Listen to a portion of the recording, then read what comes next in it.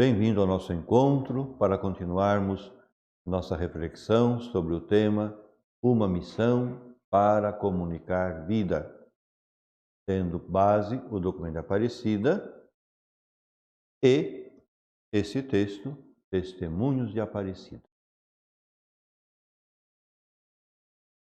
A preocupação missionária se concebe como outra estrutura interna que marca intimamente a realidade humana e que condiciona o desenvolvimento de uma vida plena.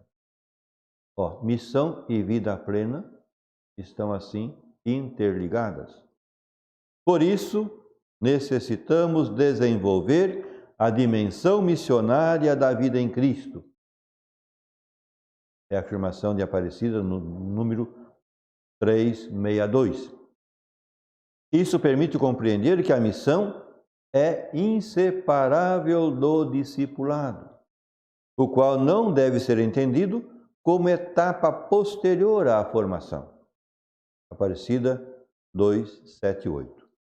Assim se entende melhor por que a opção pelos pobres deva atravessar todas as estruturas e prioridades pastorais, já que brota inevitavelmente em meio de toda entrega generosa, quando se encontra entre os mais frágeis e necessitados. Somente se o sujeito pós-moderno descobre essa estrutura íntima de seu próprio ser e de toda a vida digna, pode então delinear sinceramente a possibilidade de ser missionário. No Concílio Vaticano II, se disse que a vocação cristã é, por sua natureza, vocação ao apostolado. Comentando essa frase, o cardeal Ratzinger, hoje Papa Emérito Bento XVI, comentando isso, ele dizia: isto comporta a compreensão fundamental da existência cristã como dinamismo. Olha que bonito e profundo. Isto comporta a compreensão fundamental da existência humana, da existência cristã, como dinamismo. Portanto, nada de isolamento, nada de fechamento, nada de paralisia. Existência cristã como dinamismo. E ele continuava: a missão não é simplesmente uma atividade exterior que se agrega a um cristianismo estático, como se fosse um acidente. O fato de ser cristão, por si mesmo e como tal, é um movimento mais além de si para os outros. Um sair de si para os outros. É um movimento irresistível que emana de um amor que deixaria de ser ele mesmo se não se comunicasse, se fechasse em si mesmo. Para Ratzinger, nesse decreto conciliar, sua afirmação sobre o dinamismo da existência cristã é, quiçá, a mais importante de suas declarações. Porém, esse dinamismo tem profundos fundamentos teológicos que, já em último termo, o dinamismo da vida que se traduz em comunhão e em missão tem sua raiz última na origem perfeita de tudo o que existe, ou seja, a Trindade, origem de tudo. A vida que Cristo quer comunicar através de sua igreja é a vida trinitária. E aí, Aparecida no número 348, vai nos dizer o seguinte: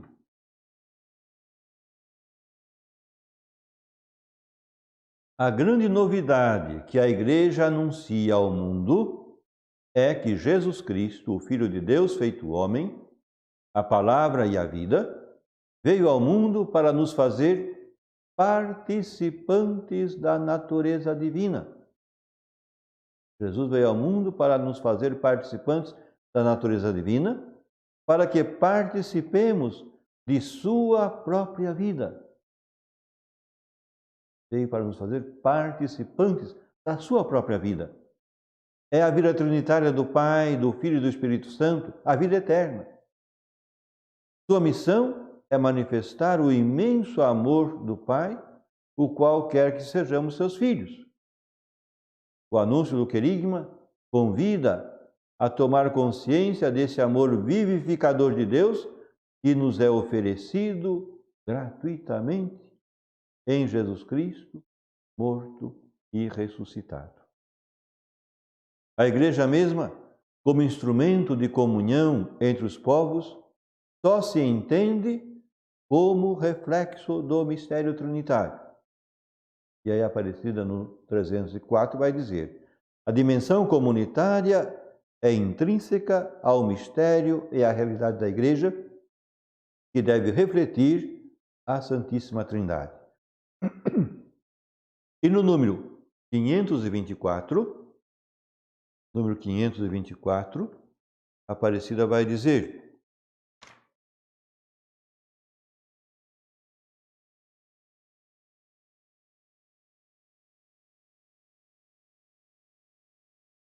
quanto mais a Igreja reflete, vive e comunica esse dom de inaudita unidade, que encontra na comunhão trinitária sua fonte, modelo e destino, veja bem, que encontra na Trindade sua fonte, modelo e destino, torna-se mais significativo e incisivo seu operar como sujeito de reconciliação e comunhão na vida de nossos povos.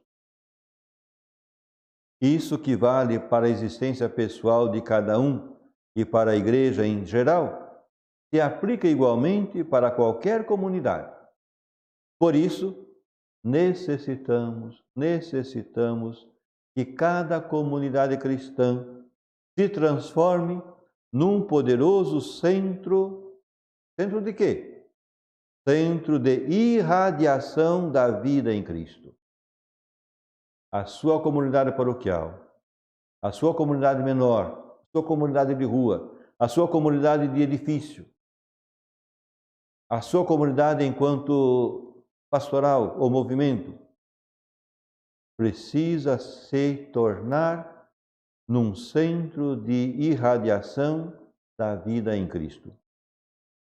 O dinamismo missionário responde à natureza mesma de uma autêntica comunidade cristã, onde a inclinação para os demais não responde a uma estratégia de conquista, mas a uma fidelidade ao dinamismo expansivo que vem de Jesus Cristo e sempre tende a prolongar-se na história.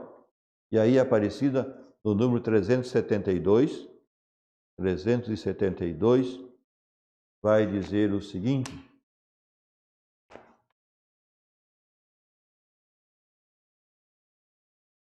não se trata só de estratégias para procurar êxitos pastorais. É importante. Não se trata de estratégias para procurar êxitos pastorais, mas da fidelidade na imitação do Mestre. E como era o Mestre? Sempre próximo, acessível, disponível a todos, desejoso de comunicar vida em cada região da terra. Então, essa busca de vivência de fraternidade, de relação com os outros, não se trata de estratégias para êxitos pastorais, mas de fidelidade à imitação do Mestre Jesus.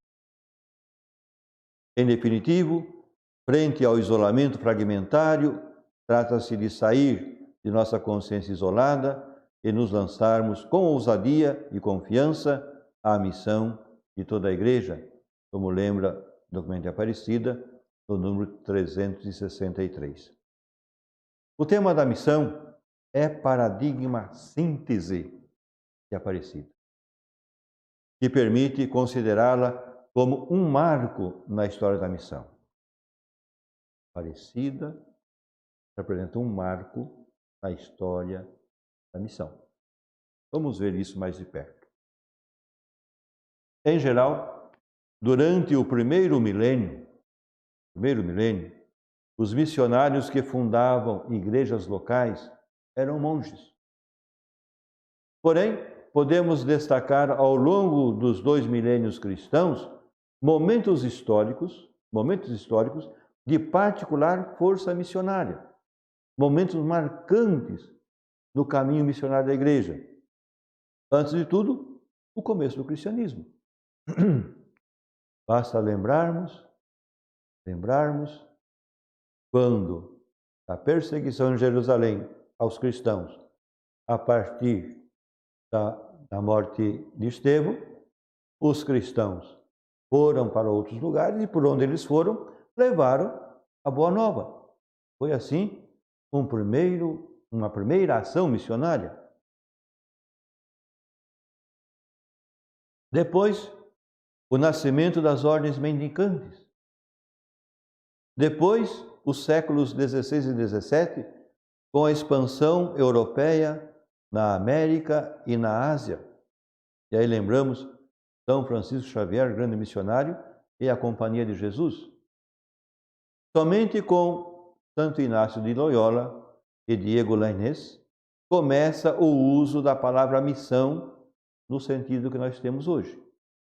Esse sentido preciso, indicando a primeira evangelização em lugares não cristãos, se difundiu especialmente a partir da fundação da Sagrada Congregação de Propaganda Fidei, a Congregação para a Propagação da Fé. Essa congregação foi fundada em 1622. Porém, para os lazaristas, também chamados Padres da Missão, fundação de São Vicente de Paulo, então eles foram fundados em 1625, também tinha um significado de reevangelização ou nova evangelização de católicos. Isso lá já pelos meados dos anos 1600. Finalmente, um forte momento missionário se produziu nos fins do século XIX, quando floresceram vários institutos missionários. O Espírito Santo foi suscitando institutos missionários. No século XX, se produziu um fenômeno diverso. As ordens e as congregações missionárias se localizam, ou seja, começam a assumir trabalhos locais. E aquela questão do sair para levar a boa nova da salvação foi adquirindo um outro formato. Os institutos masculinos assumem paróquias e os institutos femininos ajudam ou então fundam colégios. Um novo modo de entender a vontade salvífica universal leva a relativizar a necessidade da missão, que já não parece ser tão imperiosa. O desencanto pós-moderno, a queda das utopias e um subjetivismo individualista e cômodo agravam ainda mais a debilitação do ardor missionário, que ficou ferido de morte. Isso ajuda a perceber quão oportuna foi a encíclica Redemptoris Missio de São João Paulo II. A reflexão de São João Paulo II convidou a reconhecer o quê? Que é necessário manter viva a solicitude pelo anúncio aos que estão longe de Cristo. Porque essa é a tarefa primordial da igreja. Anunciar a boa nova de Jesus é tarefa primordial da igreja. E que a atividade missionária representa também, hoje em dia, o maior desafio para a igreja. Dizia São João Paulo II, na Redemptoris Missio, número 40. Gostemos ou não, para o crente singular, como para toda a igreja, a causa missionária deve ser a primeira. A causa primeira.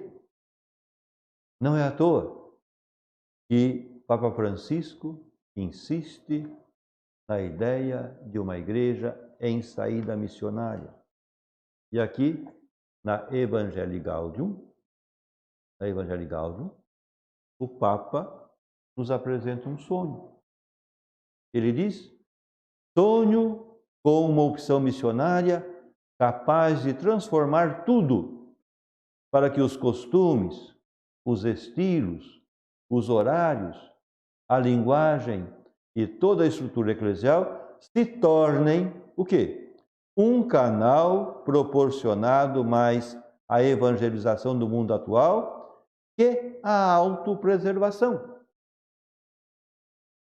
A reforma das estruturas que a conversão pastoral exige só se pode entender nesse sentido. Fazer com que todas elas se tornem mais missionárias.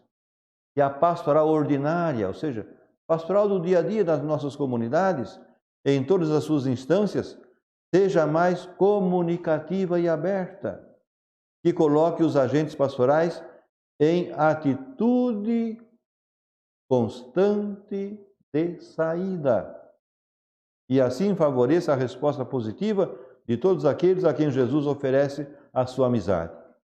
Como dizia João Paulo II aos bispos da Oceania, toda renovação na igreja há de ter como alvo a missão, para não cair vítima de uma espécie de introversão eclesial. Diante de expressões tão contundentes, não podemos permanecer indiferentes. E um sentido eclesial responsável nos exige de nós ao menos, que perguntemos de que maneira concreta estamos dispostos a responder a tal interpelação. Para não inventarmos desculpas, São João Paulo II indicou o contexto cultural atual, cheio de novidades e impressionantes desafios. Não deveria ser visto como uma ameaça, mas como uma oportunidade de renovar um dinamismo missionário apagado e frágil.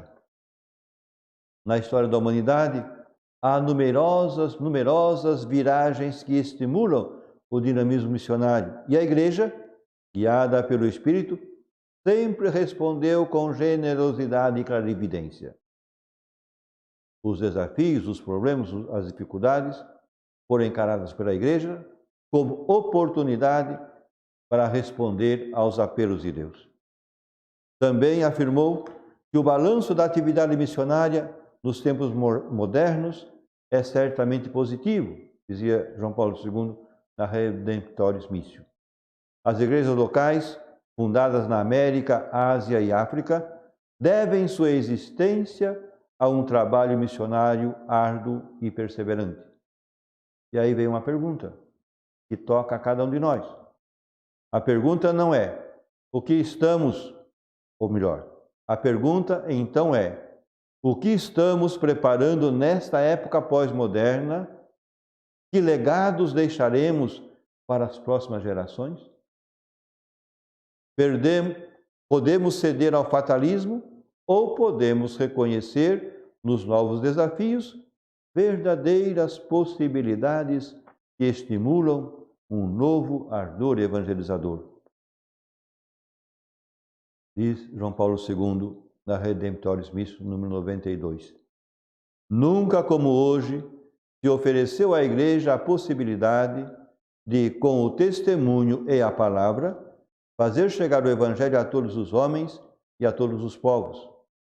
Vejo, dizia o Papa, alvorecer uma nova época missionária, que se tornará dia radioso e rico de frutos se todos os cristãos, e, em particular, os missionários e as jovens igrejas, corresponderem generosa e santamente aos apelos e desafios do nosso tempo.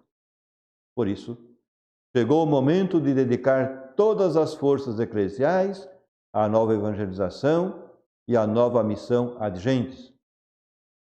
É preciso passar para a ação diante da urgência da atividade missionária.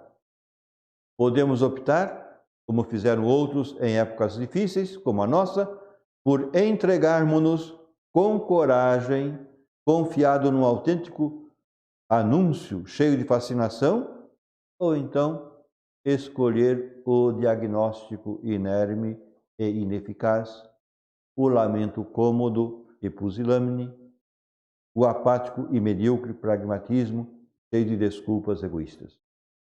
Porém, foi preciso esperar Aparecida, para que o desafio missionário lançado por São João Paulo II, renovado por Bento XVI, fosse devidamente acolhido na América Latina. Então, por isso, Aparecida é um marco no caminho missionário da Igreja. Depois de Aparecida, vem o Papa Francisco, vem o Evangelho Gáudio, na qual ele manifestou o sonho de uma igreja em saída, uma igreja missionária. E como estamos no nosso tema, uma missão para comunicar vida. Ficamos por aqui hoje, continuaremos essa temática no nosso próximo encontro. Até lá, espero por você.